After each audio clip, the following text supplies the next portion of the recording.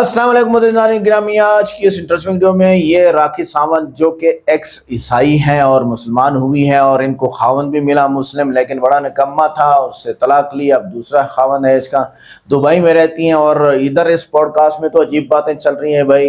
India और पाकिस्तान एक बाप के बेटे हैं, दोनों एक दूसरे की तरफ करवट करके लेटे हैं। भाई साहब बात है साफ कि ये बात शायद मुस्लिम एक्सेप्ट कर ले, पाकिस्तानी या पाकिस्तान के अलावा इंडिया के अलावा, लेकिन इंडियन ये बात एक्सेप्ट नहीं करते। आगे देखते हैं। यहाँ राखी सावंत ने जो इस्लाम की बात की, ताजुद्दार नमाजी, लेकिन इसका लिबास, दोनों में कंट्रोवर्सी है, दोनों में मुतजाद चीजें हैं।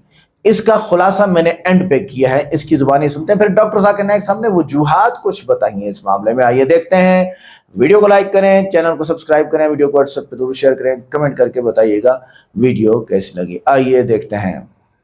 वेरी गुड फ्रेंड राखी, एक और चीज मुझे बहुत अच्छी लगी थी तुम्हारी कि तुम इस्लाम कबूल कर ली, राइट? माशाल्लाह। और तुम उसको फॉलो भी कर रही हो, माशाल्लाह। जो भी मेरे साथ जिंदगी में, मेरा शादी हुई, मेरा निकाह हुआ, जो भी हुआ वो एक पार्ट अलग है, उसको मैं एकदम, मेरा जिंदगी उसने बर्बाद कर दिया। लेकिन एक चीज अच्छी हुई कि मैं इस्लाम कबूल कर, माशाल्लाह। मैं नमाज पढ़ती हूँ 5 टाइम की, रात की तहज्जुद भी नहीं छोड़ती। हाँ, मेरे को गाड़ी में बता रहे थे वो।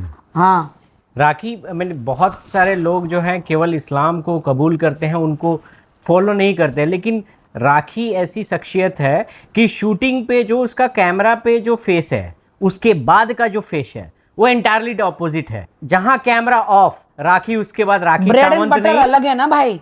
उसके बाद राखी सावंत तो नहीं, वो सीधे फातिमा बन जाती है। अपने मुखौट को उतार के ही जाता है अल्लाह ताला के सामने।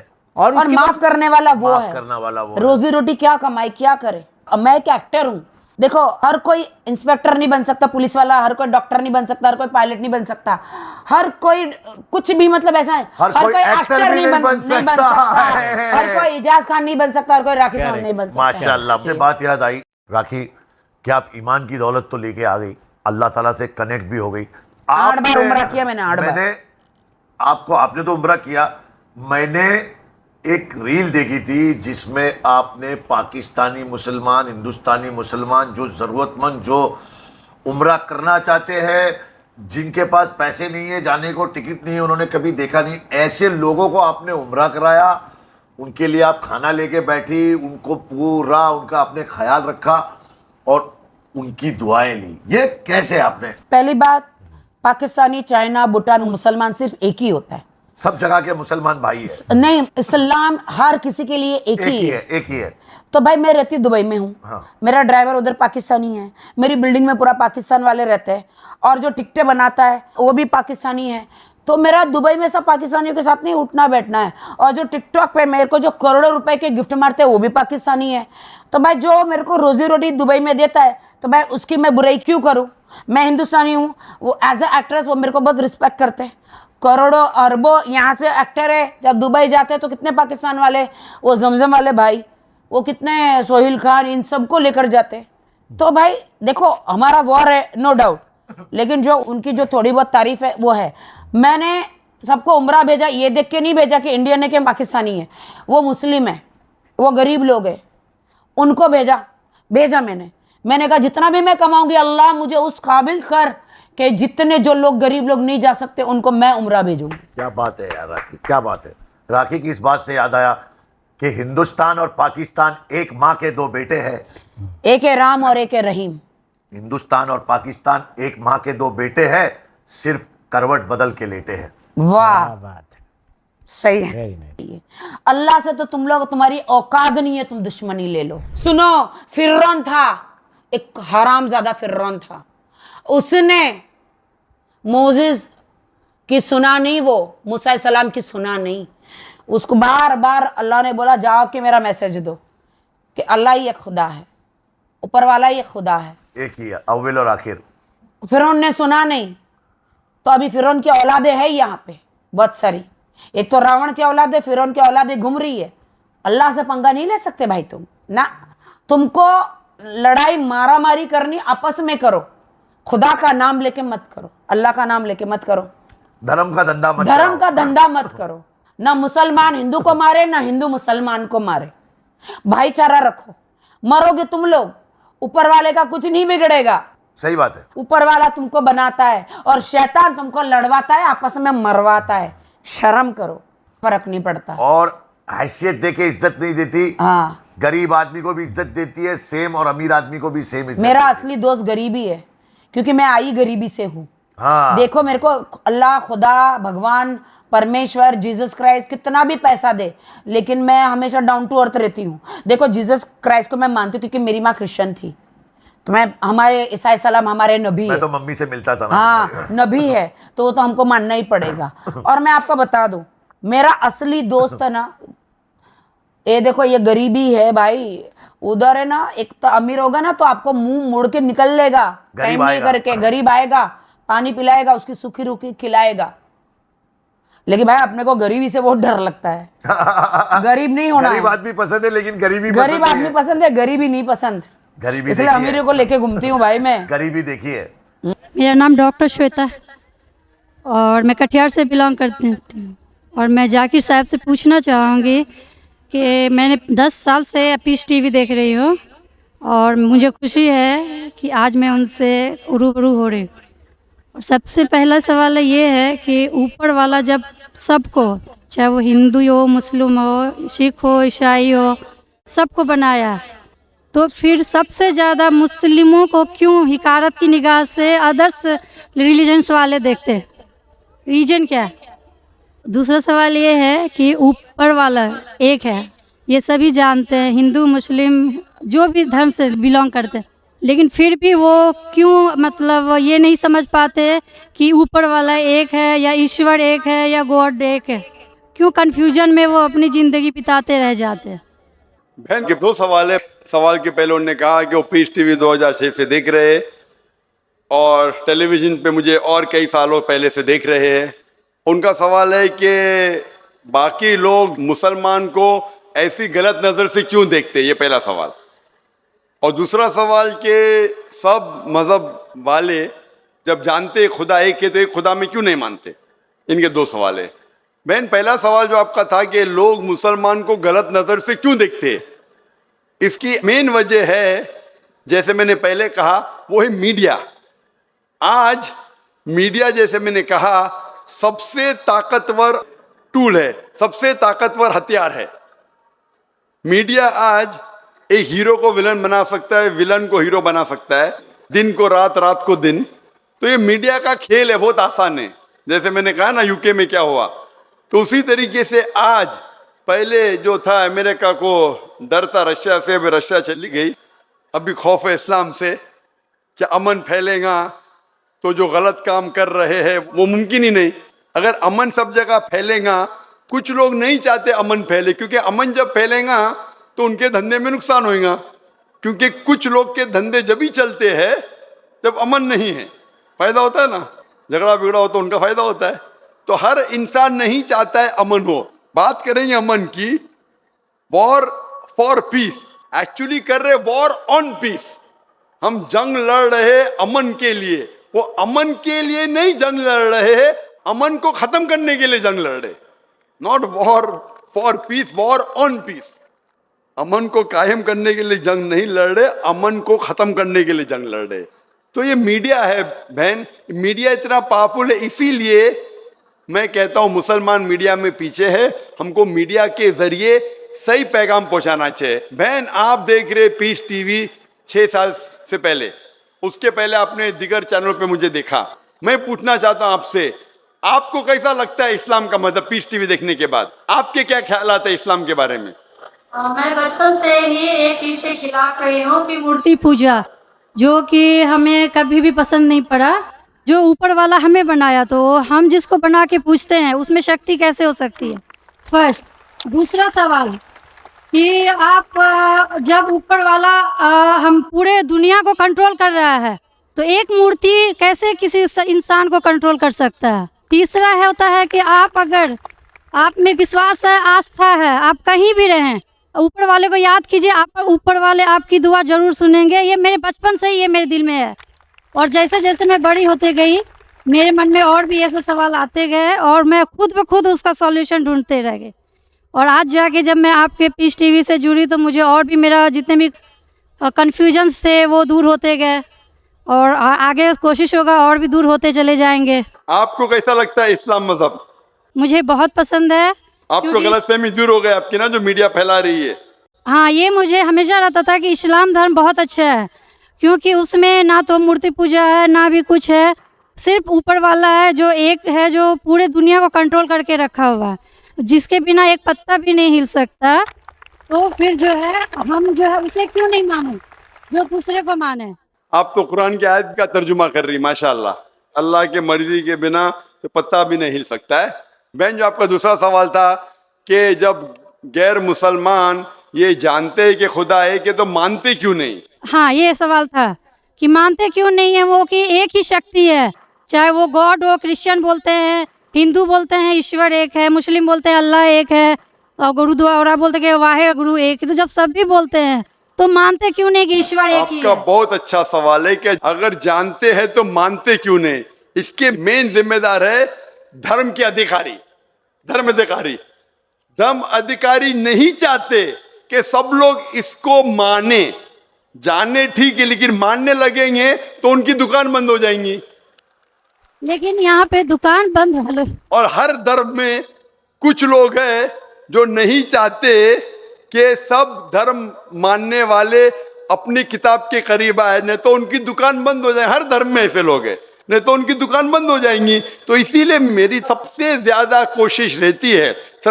कोशिश रहती है कि लोगों को अपने धर्म की किताब के करीब ले जाए सबसे पहला। तो मैं कहता हूं मुसलमान और गैर मुसलमान को अपनी धार्मिक किताब पढ़ो, उन पे तहकीक करो, जो यकसान है तो उसके ऊपर जाओ पहला।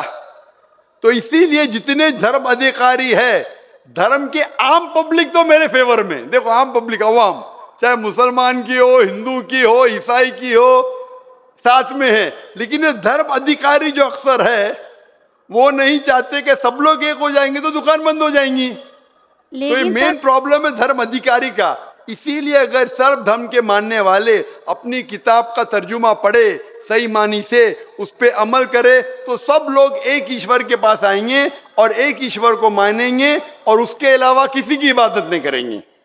उसके बावजूद भी सब कोई क्रॉस क्यों करता है इस्लामिक धर्म को, जानते हुए भी कि ये सबसे अच्छा धर्म है, सब रास्ता सब एक है, इसमें ना कोई ये है दिखावा है, ना कोई आपका इसमें ओल झोल टाइप का कोई भी प्रॉपर्टी नहीं होती है कि ये बाजा वाजा ये वो। फिर भी क्यों नहीं करते? बहन, क्योंकि आप पीस टीवी देख चुके हैं, तो आप पीस टीवी देखने के बाद आपको यकीन हो गया है कि सही इस्लाम क्या है।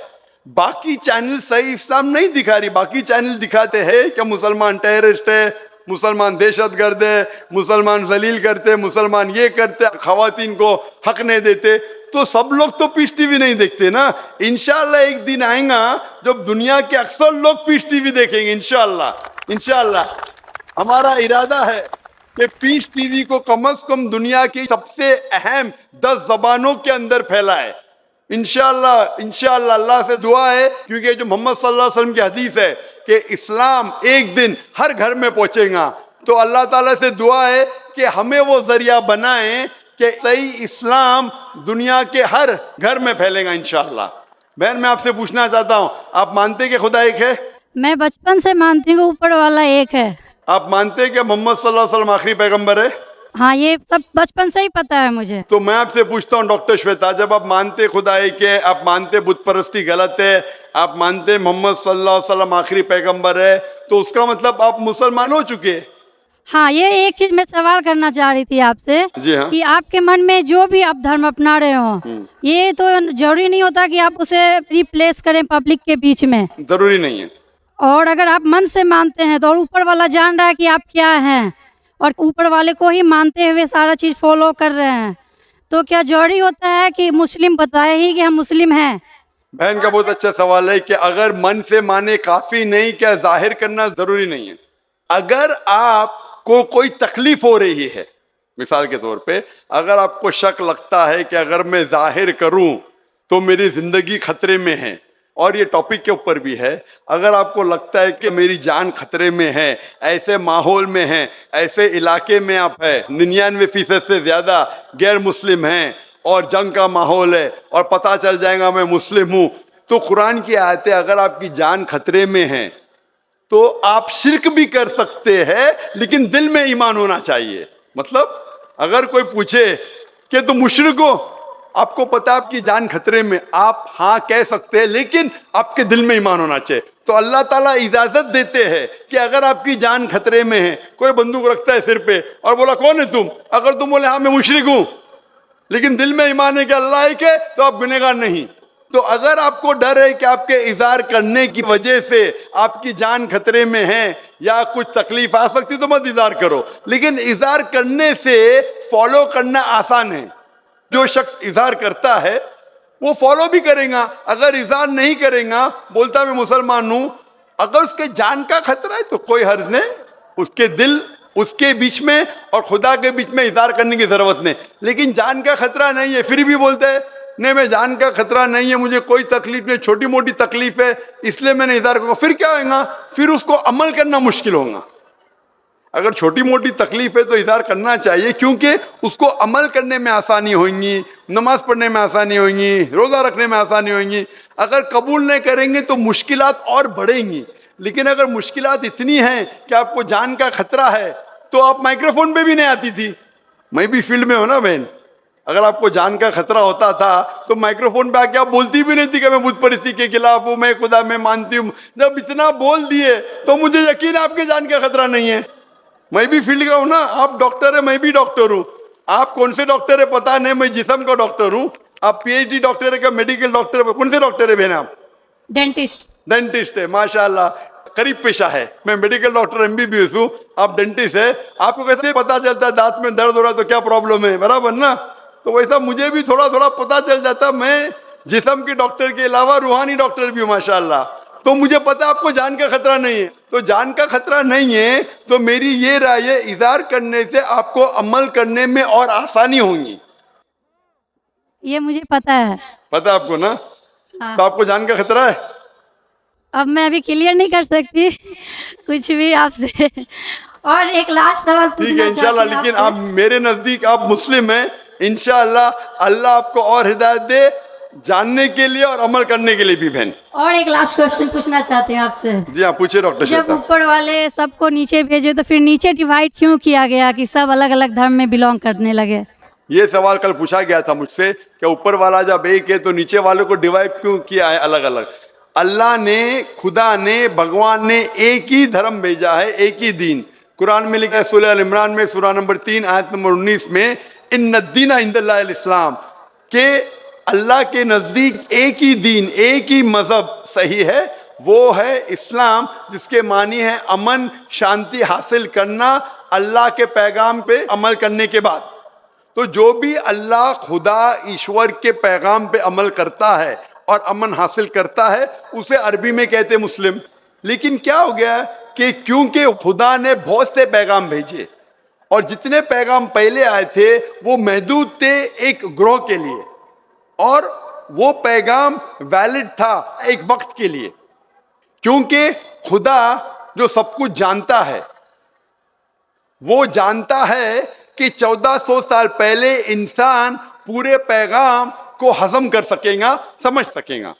इसीलिए 1400 साल पहले कुरान भेजा। जितनी पहले किताबें भेजे वो वक्त के दौरान बदलते गए, लोग ने बदले, और खुदा ने उसे महफूज रखना सही नहीं समझा क्योंकि जरूरत नहीं थी।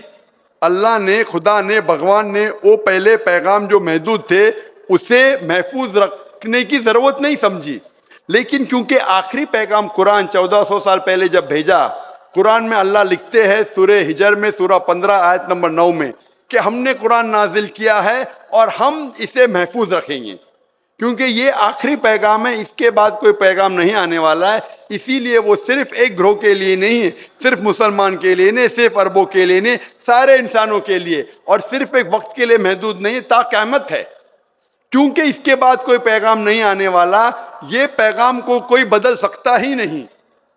इसीलिए जितने पुराने पैगाम हैं, बदलने के बावजूद उनमें जो मेन बात है, जो असल बात है तौहीद की, कि खुदा एक है, उसके अलावा कोई माबूद नहीं, और बुत परस्ती नहीं करना चाहिए, मूर्ति पूजा नहीं करना चाहिए, सारे मजहब की किताबों में मौजूद है। वो अलग बात है कि धर्म अधिकारी इनको आम नहीं करते अपने लोगों के सामने, इसलिए लोग को गलत फहमी है कि जाकिर सिर्फ अपनी मजहब की बात कर रहा है। अरे मैं उनकी मजहब की बात भी कर रहा हूं।